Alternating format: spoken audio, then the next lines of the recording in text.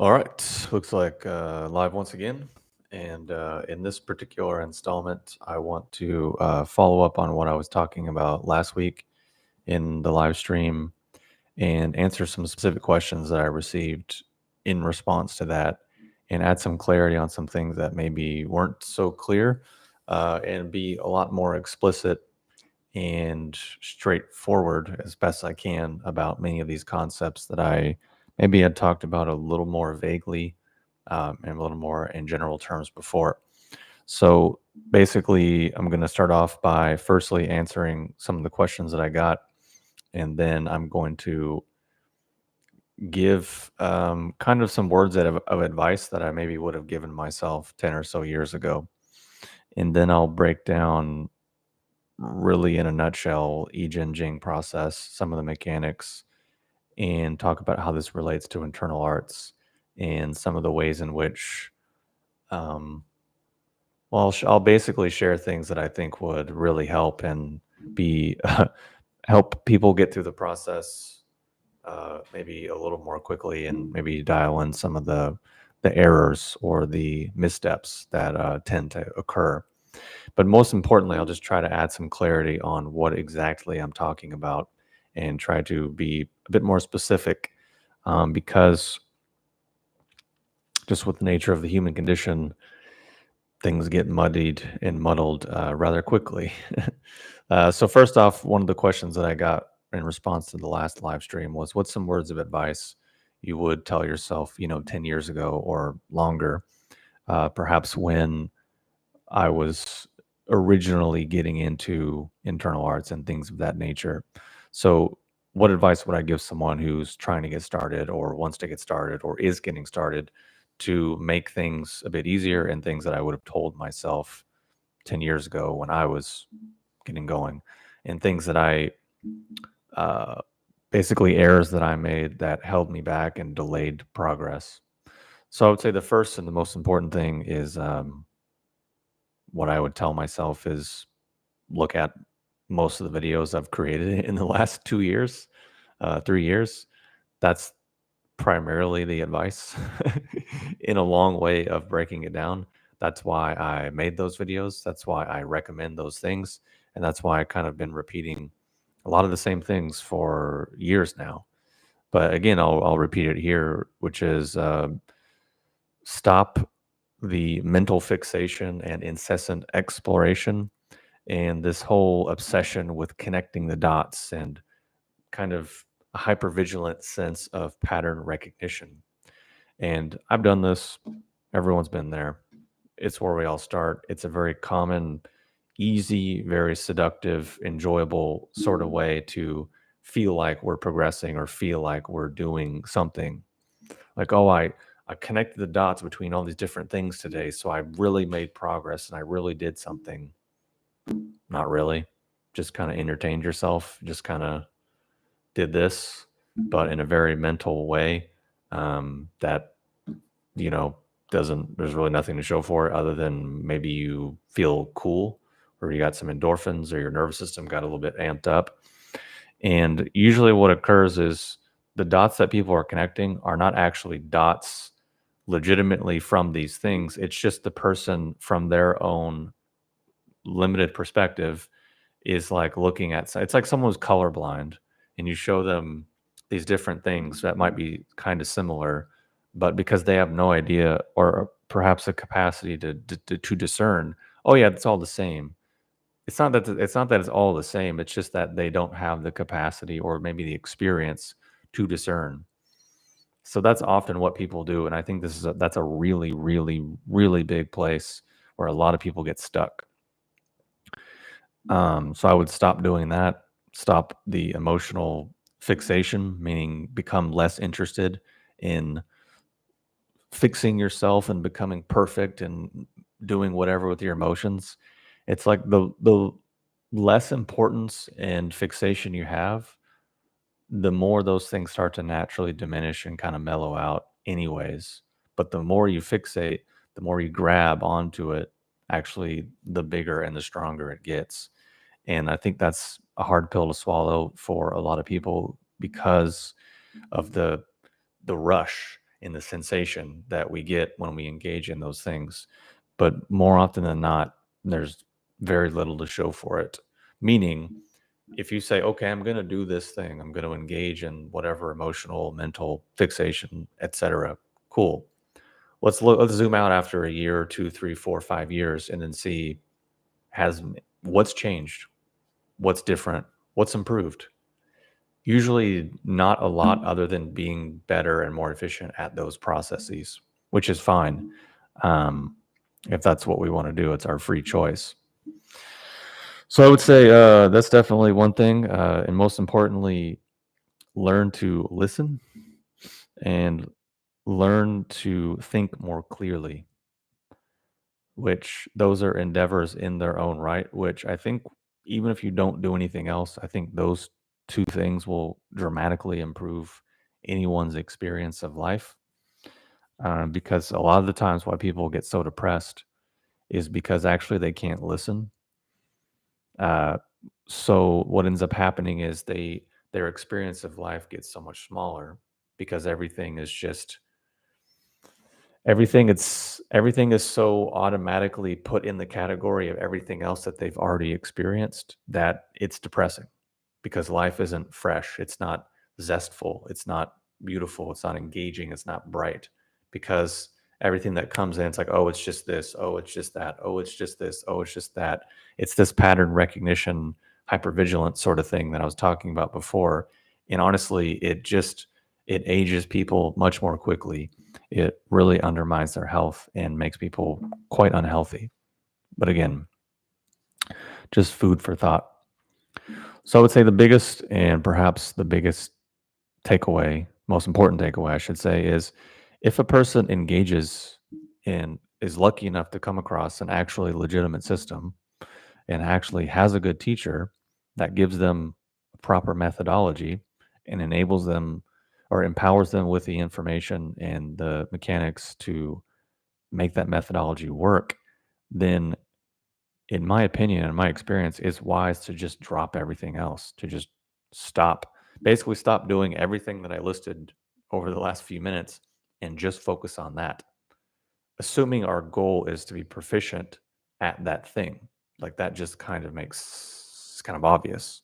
For example, if I wanted to be really good at piano, I wouldn't spend 30 minutes online. Like, let's say I want to be really good at piano and I only have 2 hours a day to dedicate to the endeavor. Well, you'd want to dedicate that entire 2 hours to being better at the piano, right? Like, that just seems kind of obvious. So, what you'd have to do is look at where you're at and then work on the things that are appropriate for that level. But what people do in terms of internal arts and many other things, it's like, I want to get good at this endeavor, but I'm going to do it by doing a Jackson Pollock painting and and then I'm going to a little bit of this, a little bit of this, a little bit, but I read this, but is it like this, but is it like that, but I heard this, but I heard that, but this person said, but I felt this, but I thought that, but I dreamed this, but I did it. Okay, cool. That's just neuroses, which is different than here's the method, here's the practice, here's the discipline, here's the theory to support it. Period. End of story. That's it. And if there was more to it, then it would be added. If there was more needed, then it would probably be added. And if it was like all these other things, then all those other things would produce the same results, but they don't. So then they're not, which is why they're called different things and have always been different things.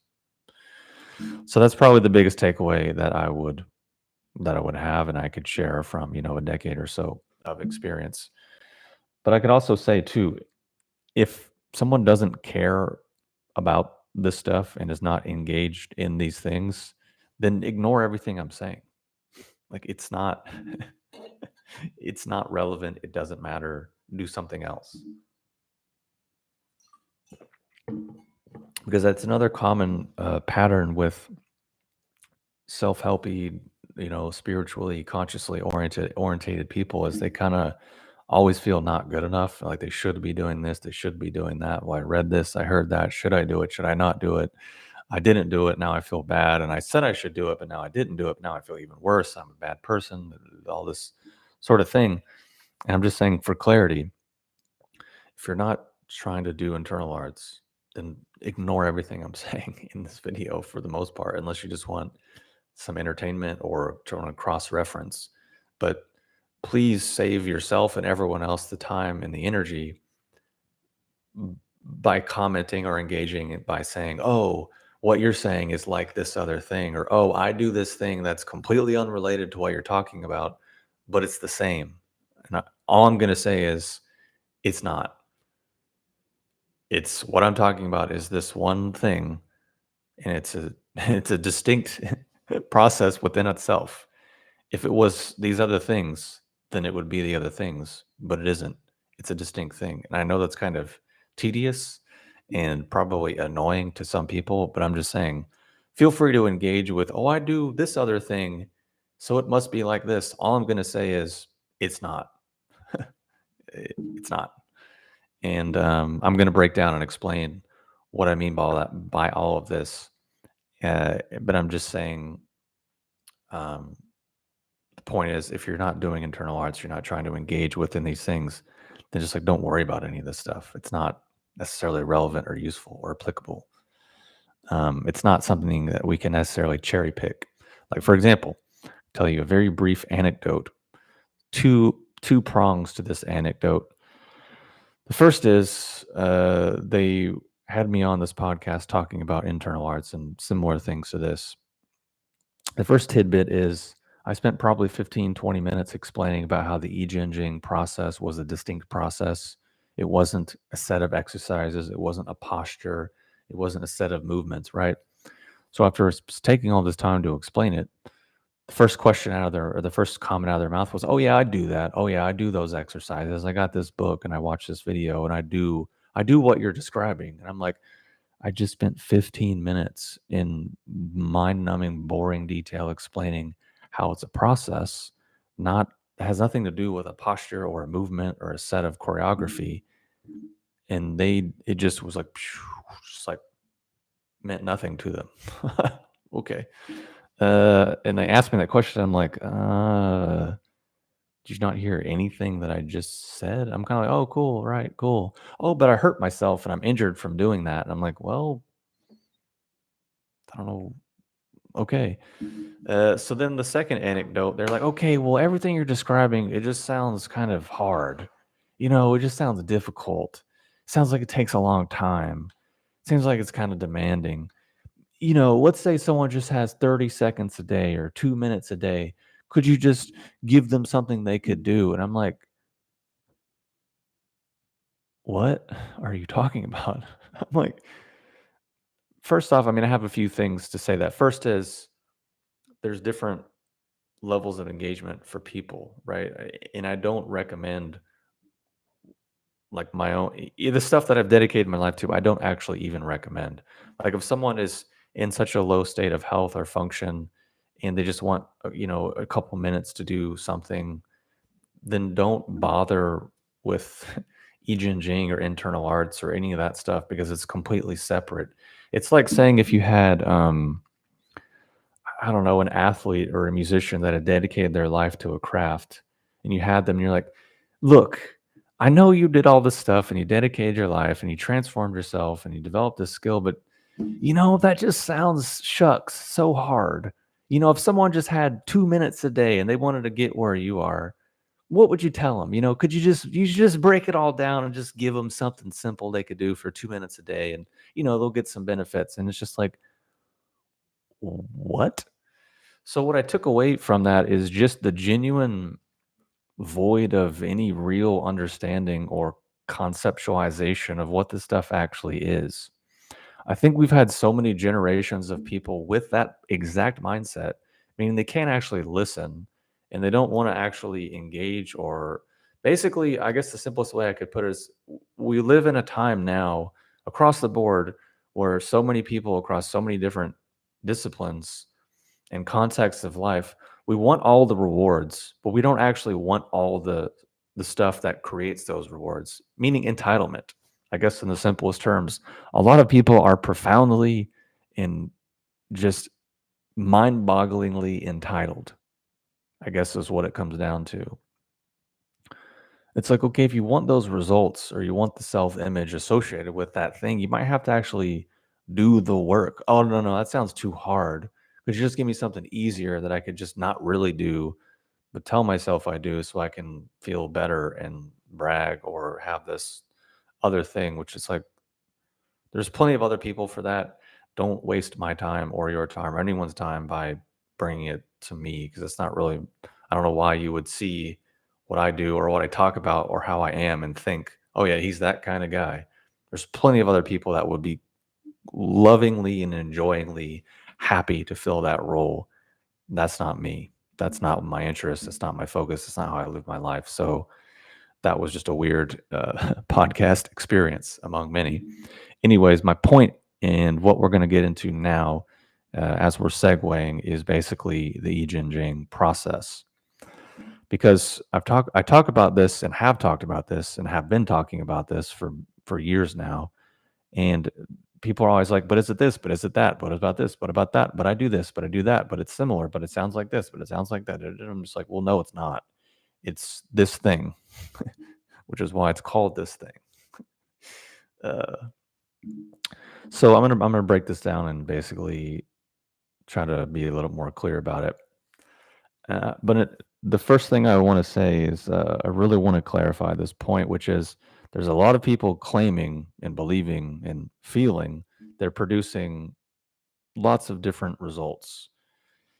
The issue with that is the results and such they are claiming or thinking they're producing is genuinely impossible because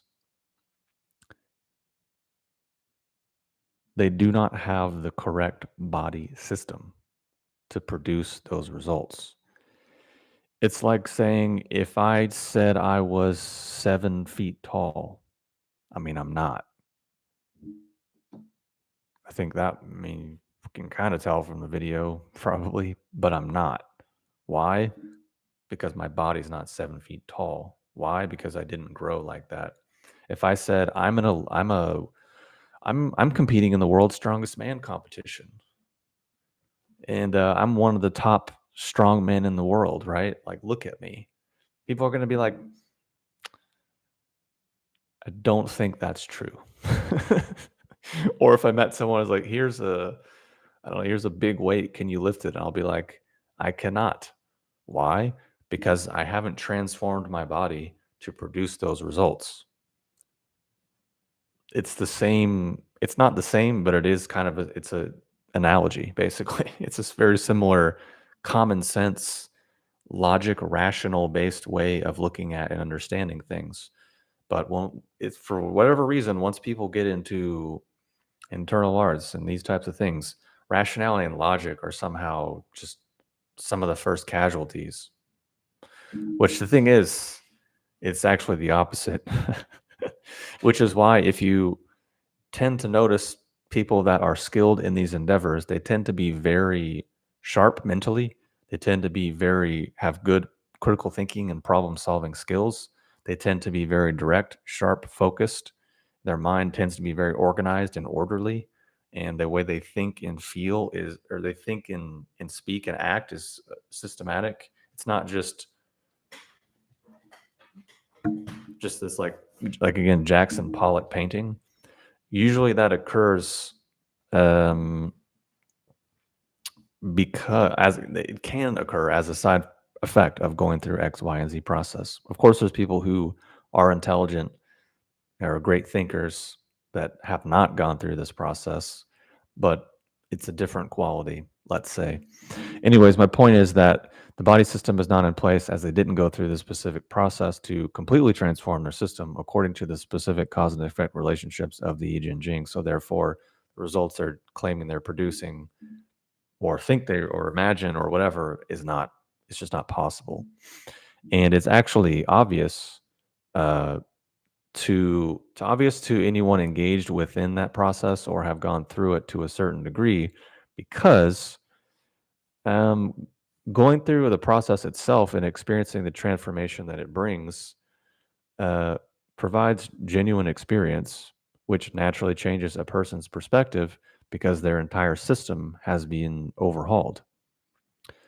Um, which means that the majority of the time, the questions that people ask, the rabbit holes they go down, the crazy associations they make, the subjective dot connecting things that they suggest, and even the things that they value and invest their time and energy in, indicate and demonstrate clearly that they have not gone through that process.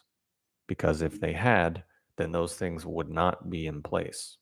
It's kind of like if I said,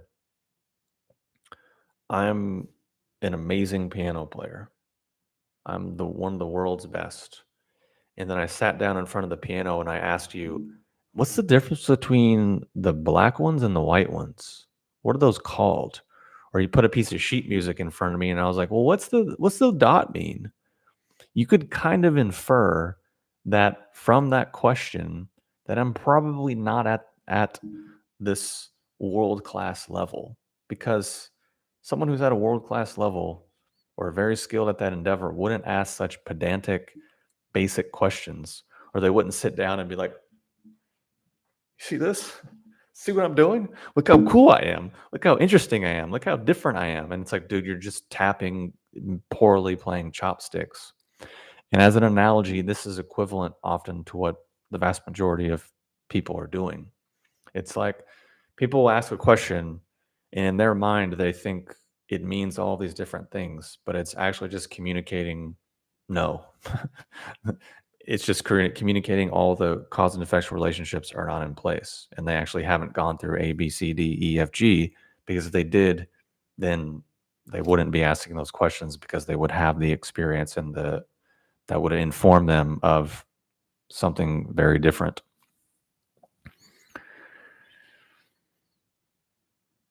And fundamentally, like I said, if a person has gone through a certain process or is going through it to a degree that it's actually informing them, then actually the questions that they're asking, or the things, like I said, they value, or the rabbit holes they go down, etc., would not be occurring, because they wouldn't be operating from the position that would create those things. Because they would not operate from that position, because they would have gone through the process which would have transformed them and educated and overhauled their system. So that specific process is called the Jing process. It's not a set of exercises, not a set of postures or whatever things that people made up. It's not in a book. It's not translations, and all these things you see have nothing to do with what it actually is. It's just people trying to fill in the blanks, basically. And why it's distinct and why it's different is because it's distinct and different, which is why it has a distinct and different name than everything else. Why is that the case? Is because it's a different process which produces very specific results. The primary one being is that it produces a system and a person that is actually capable of engaging within internal arts. Meaning, okay, you've transformed your entire system. Now the door is open. You can step through and now start the process. Now you can actually attempt the art or attempt the discipline.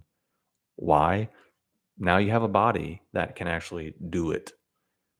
If that process hasn't been gone through, then the door is closed. Not everything is closed, it's invisible. There is no door. It's just a wall. Maybe there's not even a wall. Maybe it's just an empty room. But it's really just as simple and black and white and cut and dry as that, as offensive and rude and fill in the blank pejorative and fill in the blank ad hominem attack as people might think. It's really what it comes down to, unfortunately. In the same way as if I was a power lifter, clearly I'm not. Why? I haven't transformed my body to be able to do that. So I can't do it. I could try, but I'm going to do it poorly and not at all. So what people are doing the vast majority of the time is just whatever their system already is programmed for, which, let's face it, For the vast majority of people, it's their system is programmed for sitting down, for being very comfortable sitting in a chair or laying on a couch or sitting in a car. Their body is really well primed to do that activity.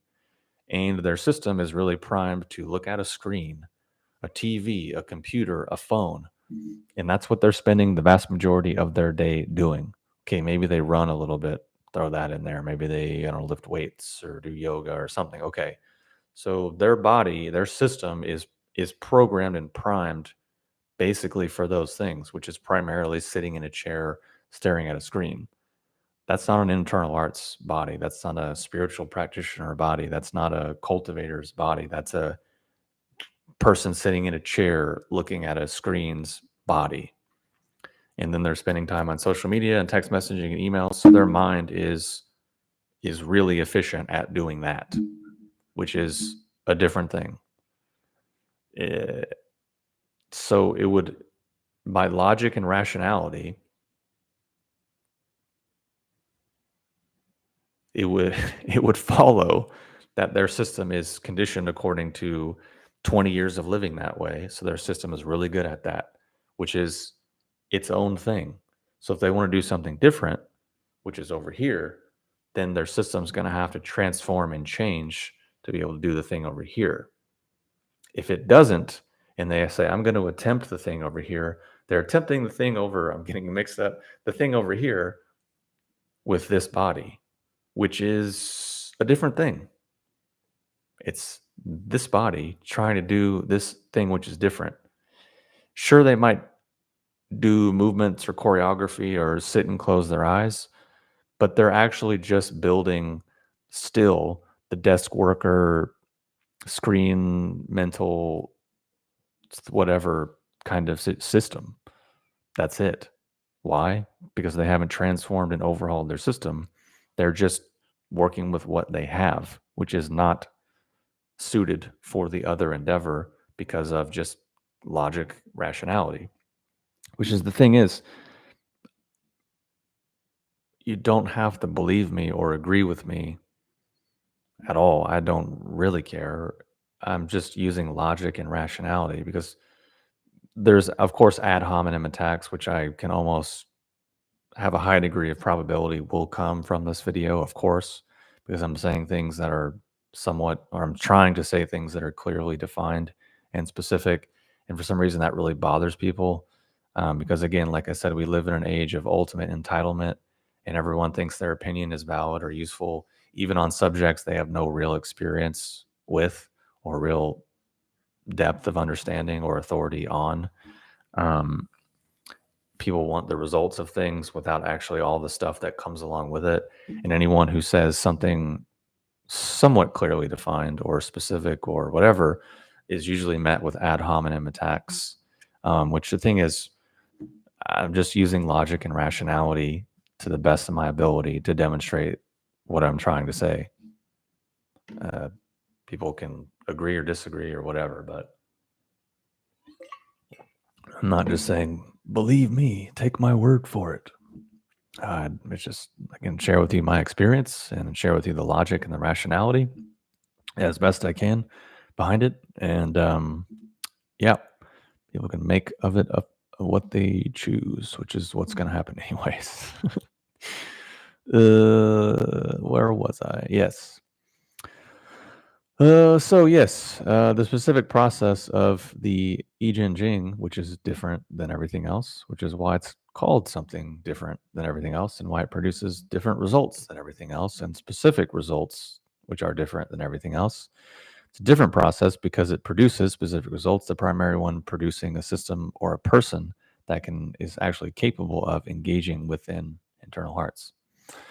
Without the process, a person is following the logic and rationality, not capable of engaging in the arts since they don't have the system which is set up to do so, which was the example and analogy that I was just explaining. Which again, common sense. You wouldn't take an obese couch potato and say that's an ultra marathoner. That's a long distance runner right there. Why? Because their system is really good at being overweight and laying on the couch. It's not really good at running long distances, and vice versa. If you took a ultra long distance runner and you gave them, I want you to sit on this couch for 18 hours today and eat all of this stuff, they're probably not going to feel very comfortable because their body's not well suited for that activity.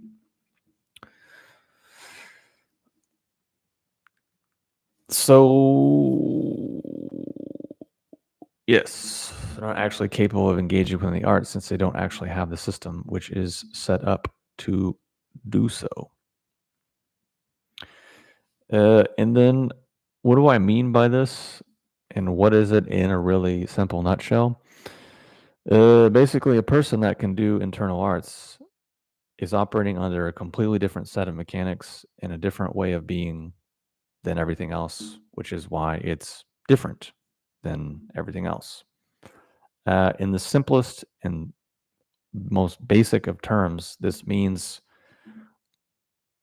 opening the channels and building Qi. How do you open the channels? You have to build Qi. How to build Qi? You have to open the channels. They kind of goes together. And keep in mind, both of these terms mean very specific things in this context, and it has nothing to do with all of the sort of homogenized and bastardized ways in which these terms are just commodified and abused by modern society. So, what I mean by that is Qi is not energy, it's not life force, it's not a feeling, it's not feeling a bubble between your hands or feeling tingle on your skin. Nothing to do with that. Really, you fill in the blank with all the things that people think and guess and try to fill in what it is. It's absolutely none of those things. The reason why people are guessing and having to have so many different interpretations and guesstimations is because the thing is void. It's not there. It's like if I've never tasted, I don't know,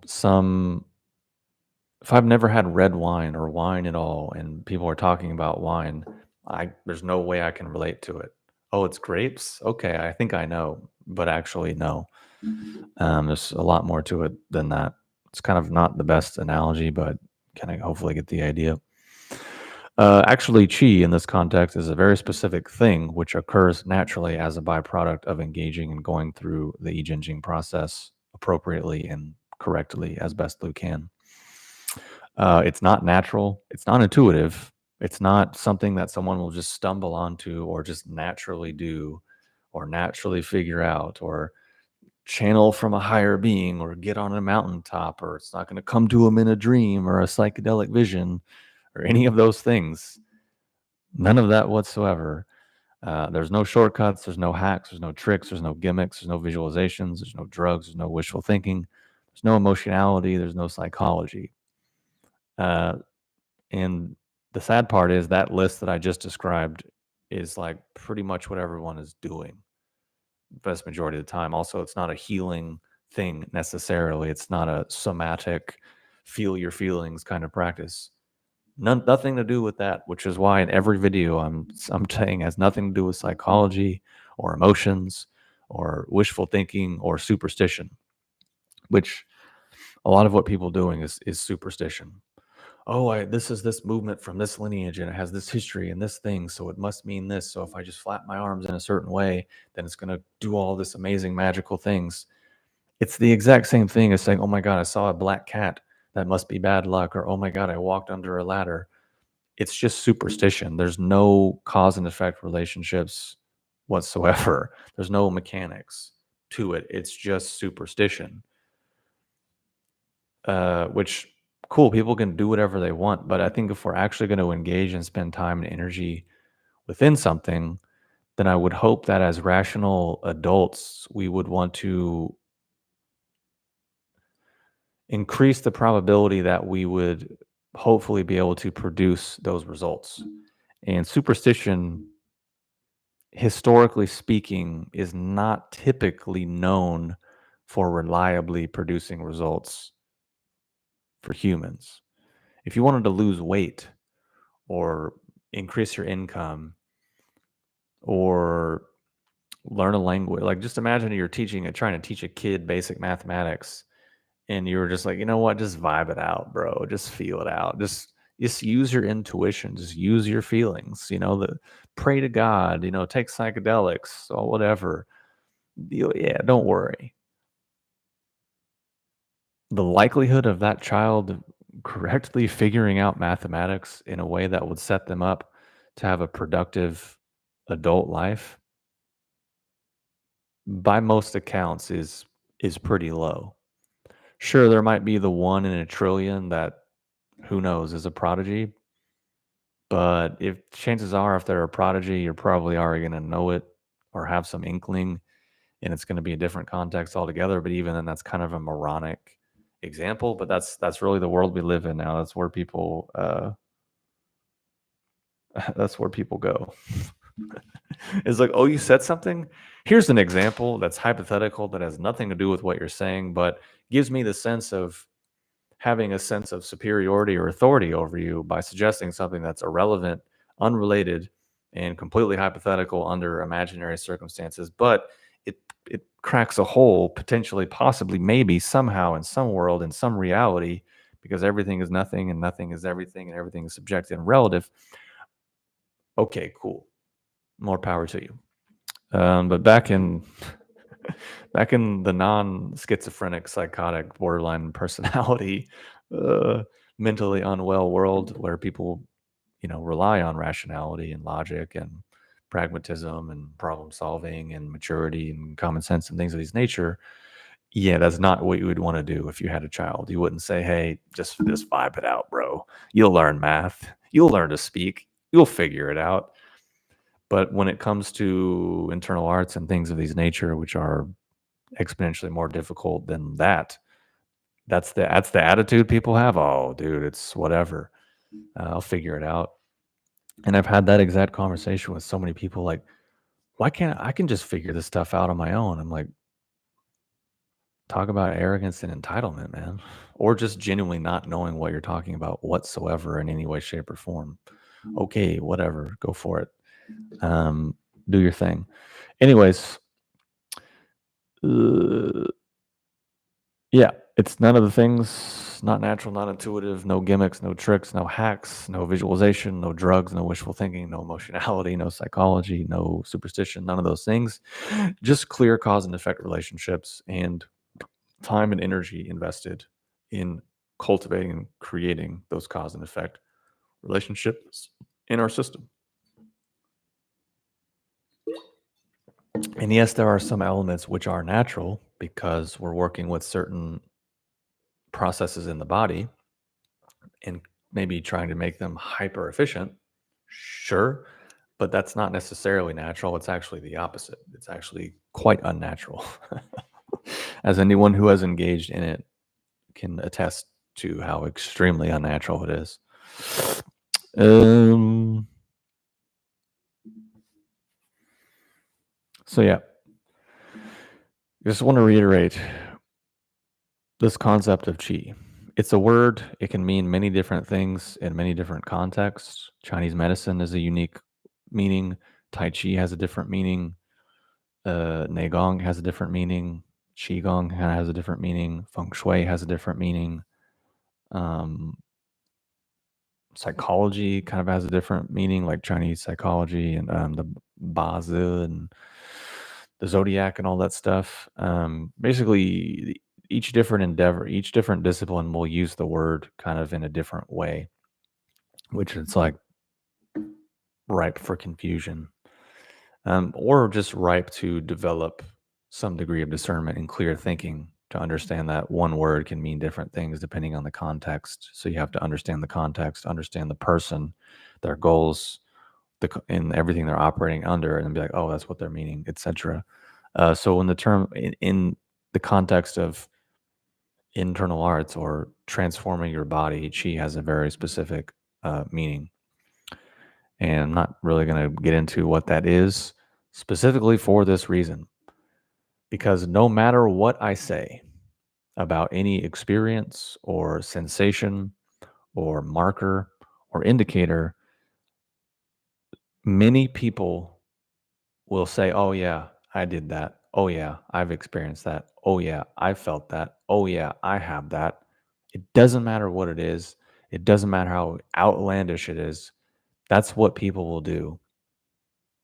So I'm just kind of saving that demographic of people the time of just wasting their own energy and lying to themselves and lying to me and possibly wasting time going down a wrong rabbit hole, which is why typically good teachers will not speak very highly upon those subjects because of that exact mechanic, because it will dramatically hinder people's progress.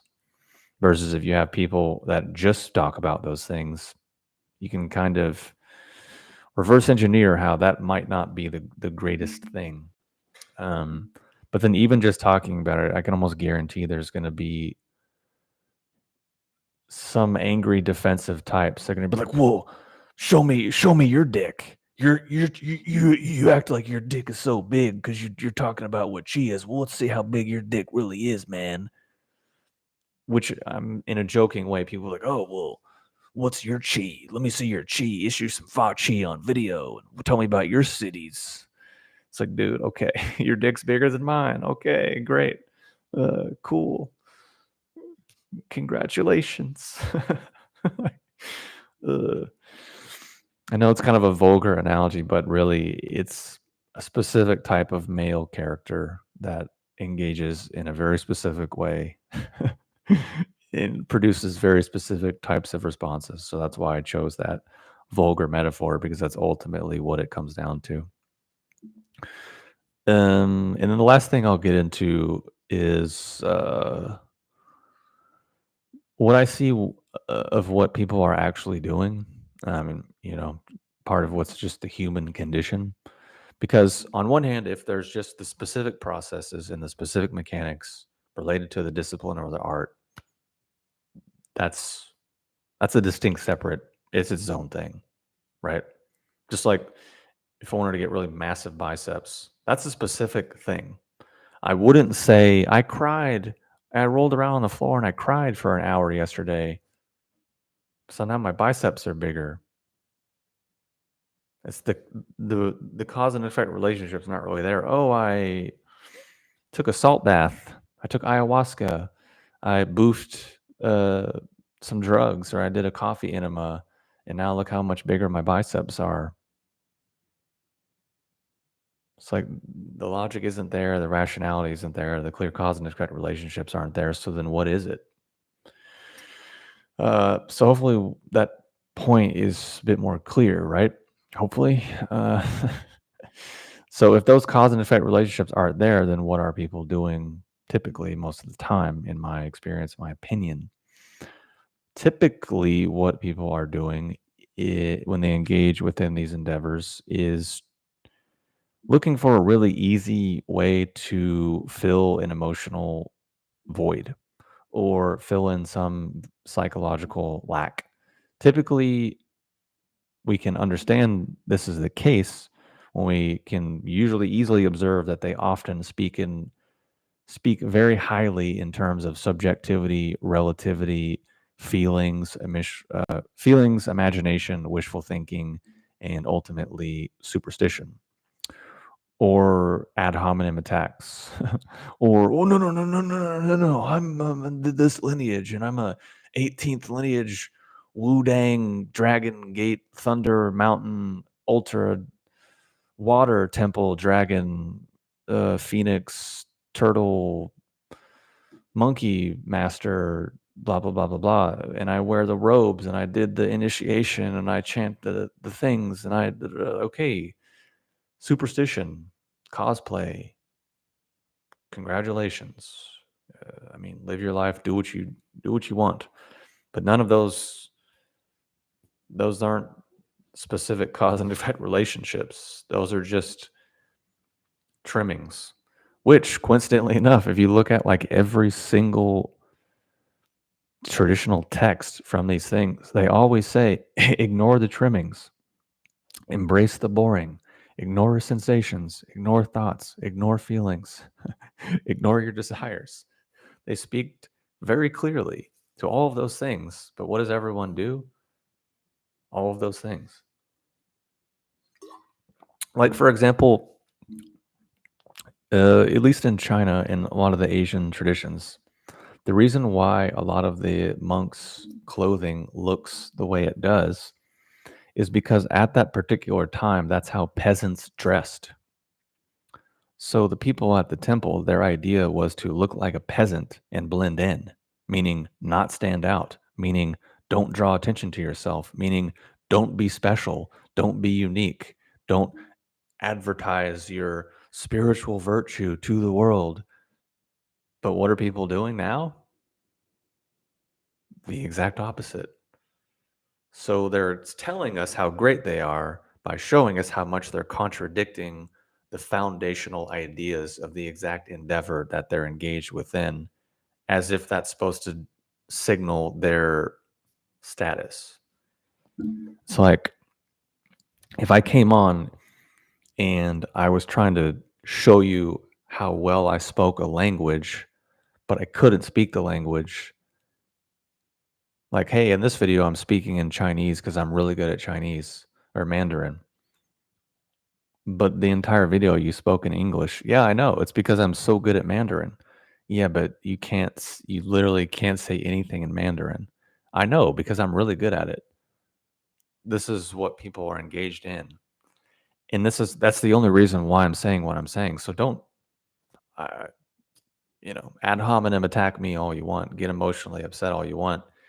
But this is what the books and the traditions and the teachers and everything has said and has been saying. And that's the rationale behind some of these things.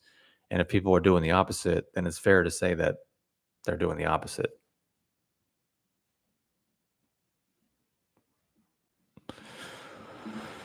Which is why typically it's subjectivity, relativity, feelings, wishful thinking, superstition. And typically these are endeavors which are devoid of objective metrics, milestones, and guideposts, and clear indicators, and basically scrutiny. So people like to almost pull over in these dead end cul-de-sacs of life, and avoid any degree of scrutiny and get really easy access to feeling superior to other people, or getting a sense of status or power over other people because they're trying to fill in some deficiency in self-worth or meaning or purpose in their life, which again, it's all just part of the human condition. These things are embedded within all of us. It's not putting anyone down. It's not disparaging humans because it's it's the human condition. We all have these things we're dealing with, which is why universally, basically every single tradition and religion starts from the exact same place and offers a lot of the same basic advice because they're like, oh yeah, people are gonna people. There's just no way around it.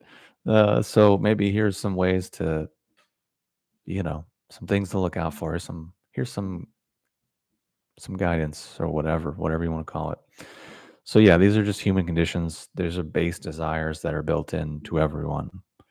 And that's why I've talked about for years for people to perhaps reflect on their own base desires, reflect on their own relationships to status and power and their sense of meaning and purpose in their lives and their sense of self-worth, to engage within those things and reflect on those things.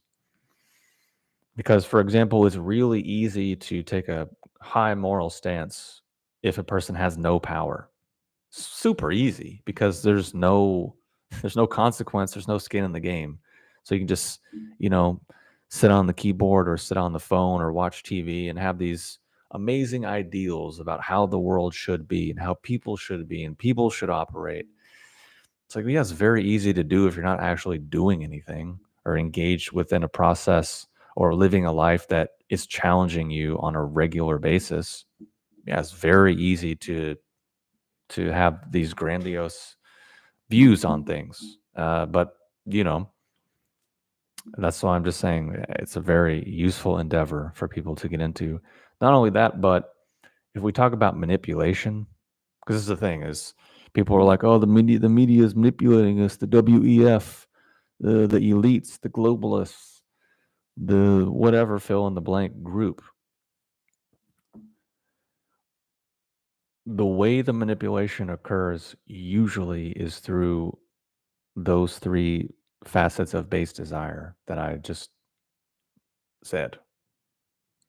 So if a person's like, "Oh, I'm gonna be liberated and wake myself up and break away from the matrix," but all they do is just share memes or look at Instagram all day, it's like, well, no, you're just looking at Instagram all day. I think my opinion, a way would be to actually engage and look at those aspects of our base desires, start to develop some awareness of them, and then gradually over time, start to develop different relationships to those things.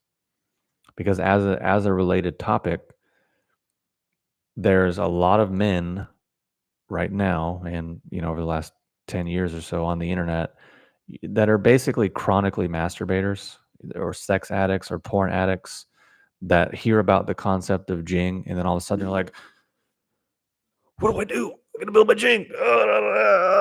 I'm gonna know. I gotta no fap," and that people just get really crazy. You're like, "Oh, I gotta do no fap because it's gonna preserve my Jing, and I gotta hold in my essence. And women are evil, and women are gonna da da da da." So they just get in this weird thing. But the thing is, the most depleting part of that stuff isn't the fluid coming out of their pea shooter. It's their relationship to their base desires and their emotionality and their lack of willpower and their lack of discipline. It's funny, as I said that, like half the live stream dropped off. Could be a coincidence. Maybe people just needed to go check out Pornhub or something. I don't know. Um, but it's the emotionality and that stress and their inability to not be so reactive to all of the stimuli. That's the depleting part. Because the thing is, even if people do no fap, they're still burning their jing out. They're still depleting themselves just on the other side of the coin. So people would ask me over the years, what do you recommend? What should I do? What I recommend is getting mentally and emotionally and physically healthy enough to have a loving relationship and have a normal sexual relation, have normal sex within the context of a loving relationship. That's ultimately the best thing. And that's actually the least depleting thing for your jing as a man, is that. So no fapping isn't really going to help. And being a sigma, gamma, alpha isn't really going to help. Actually transforming yourself and changing your relationships to things, that's what's going to help. Who would have thunk it? I just thought if I didn't do this, then everything would be better. It's like, okay, so you overdid it over here, so you think just not doing it over here is going to magically solve the problem. Yeah, Montauk Chia told me, and I read it in a book, and Michael Wynn, and da, da, da. It's sexual kung fu, it's Taoist alchemy. No, it's just sex craved deviants trying to normalize and justify their deviated fiend addict animal lower realm sort of behavior. That's all it is. That's all that it's doing. And just pretty much guaranteeing that person's gonna be getting some health problems in the not too distant future. So, anyways, I just wanted to throw it in as it's related. But again, it's all part of the human condition. So yeah. And lastly, like I said, the only thing I was talking about things is because they're counterproductive and they have nothing to do with developing according to the I Ching Jing principles, because the I Ching Jing principles are the principles. Everything else is not that, so it's not that, so it doesn't necessarily help. Pretty simple and straightforward. Anyways, Andrew says, thanks for going over this. I appreciate it. Thanks for making me feel a lot better about how much money I'm going to be spending over the next few years. Well, think about this. I mean, sure, it's money, but it's also saving a lot of time and energy that would have been wasted doing all the other things that all the other whatever people are doing. Again, it's not something I actually recommend, not something I suggest people engage within. It's like I said, other videos can ruin your life. Of course, I'm saying that kind of tongue in cheek, in jest. But yeah, I've talked about that already in other videos. But yeah, happy to answer your question and share my opinion and my perspective over the last 54 minutes. So yeah, no problem. Like I said, people actually give me good questions that are thoughtful. I will be more than happy to answer them and give as much detail and information as I possibly can to try and pay it forward to some degree, because there's people that has assisted me over the years and offered me useful perspective and information. So I just try to share the wealth, so to speak, and pay it forward, and hopefully alleviate problems or issues or whatever that I see as common within people.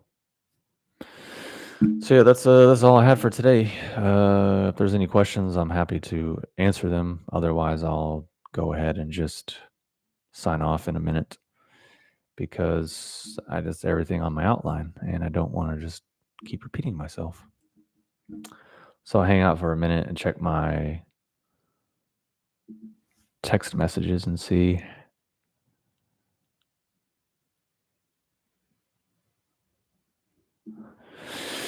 Let's see.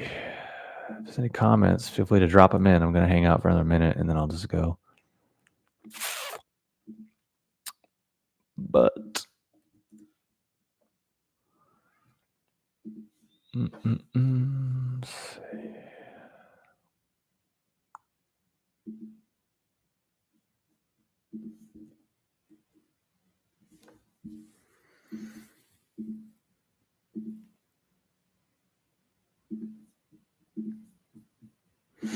Okay. Okay. How did you lose the desire to get intoxicated? It's a good question. I think the simple answer is that uh, being intoxicated actually made me feel worse. Like, for example, when I really felt like crap, if I smoked weed, I would kind of feel better, right?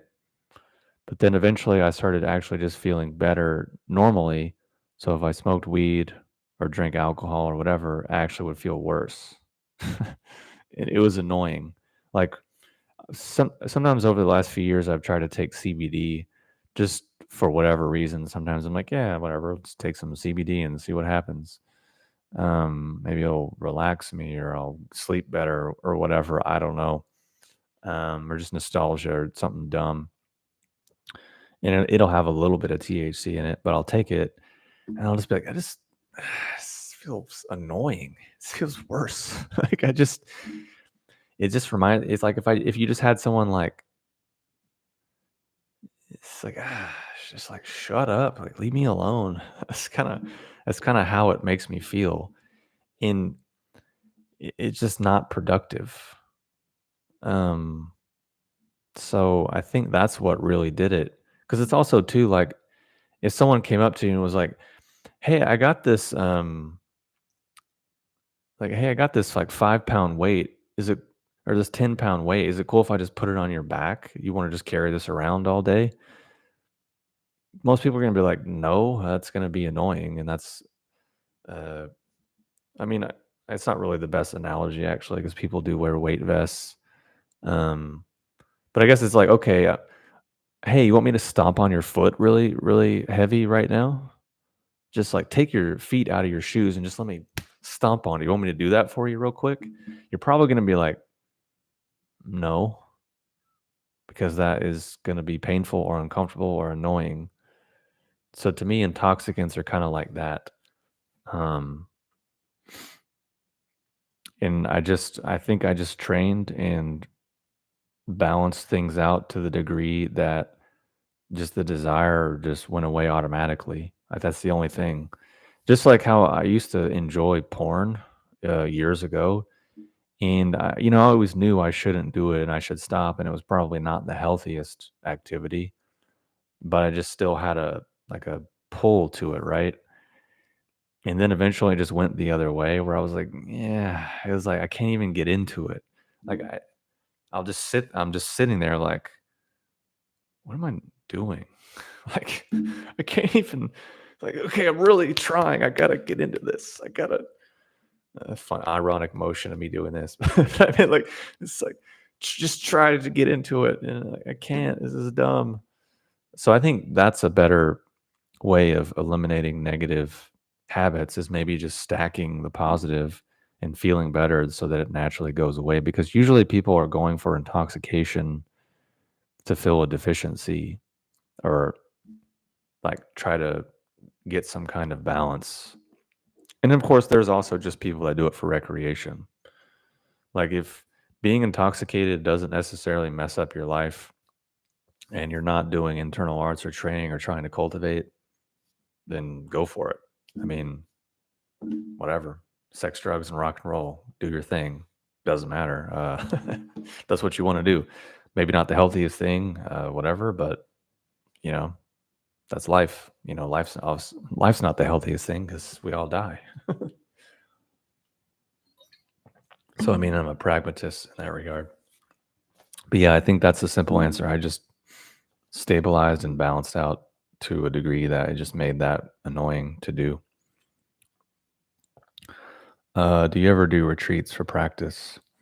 I've thought about it, but in some ways, I kind of live on retreat, is what I realized, especially over the last couple years, because I don't really hang out with people that much. I used to actually more, but then people moved away, people got married, friend groups broke up, whatever.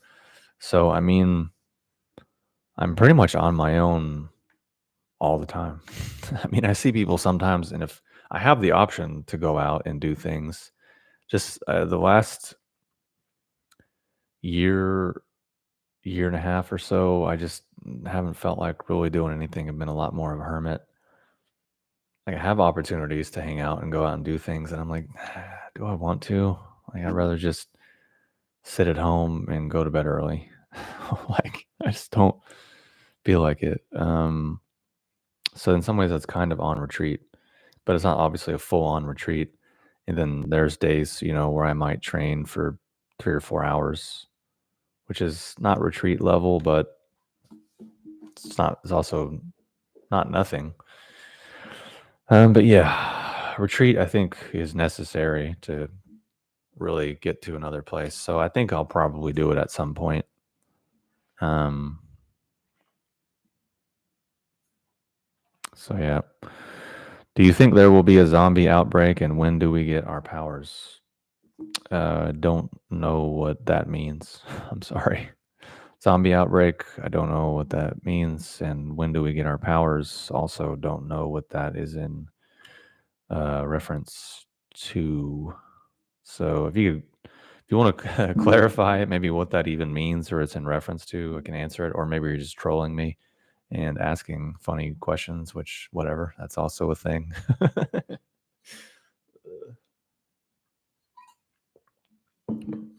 But yeah. Let's see.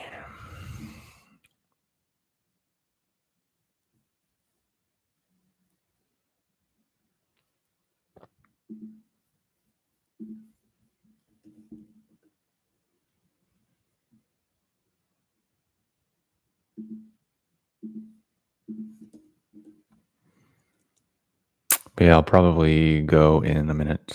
So any final last words before I'm out of here?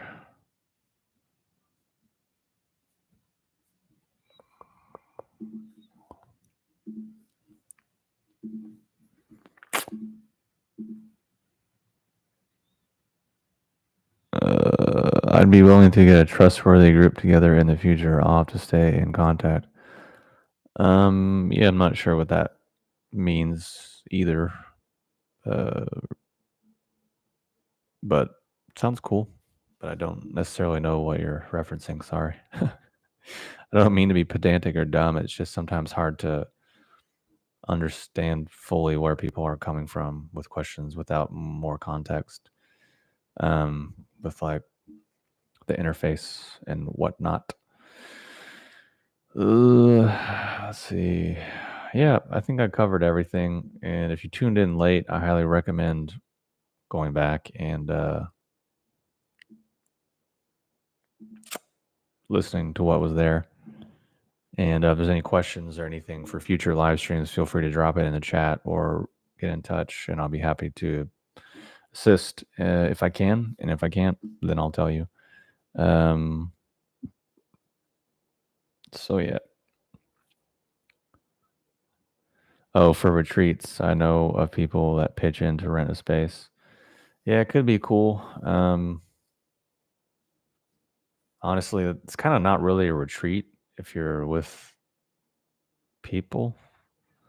I mean, I guess it kind of is sort of thing a retreat as like by yourself, but because you're still socializing and all your mental layers are still going because you're socializing. The idea of a retreat is you're away from people, which means your sense of self can kind of chill out because you're not really using it because you're not actively relating to people.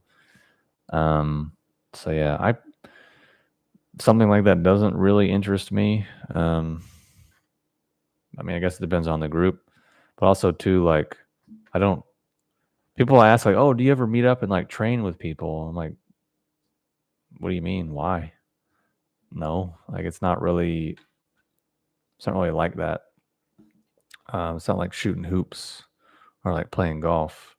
It's a little more engaging and demanding than that. And also too, there's a certain skill level that there is to it. Like if you're on a retreat and everyone's worse than you, then it's not going to be a very good retreat for you. Might be beneficial a little bit for them, but it's going to be not great for you. Vice versa. If everyone on the retreat's better than you and you're worse, then it's going to be pretty good for you because you can maybe ride in their jet stream a little bit. But especially with like for example, there's a decent Tai Chi teacher allegedly that will be in my area sometime in the next few months. And at first, I think maybe it'd be interesting to go to socialize and meet people. But then I remember there's probably going to be a lot of push hands, and I just trying to be polite and not use my inside voice, but it just goes back to the skill level deficit.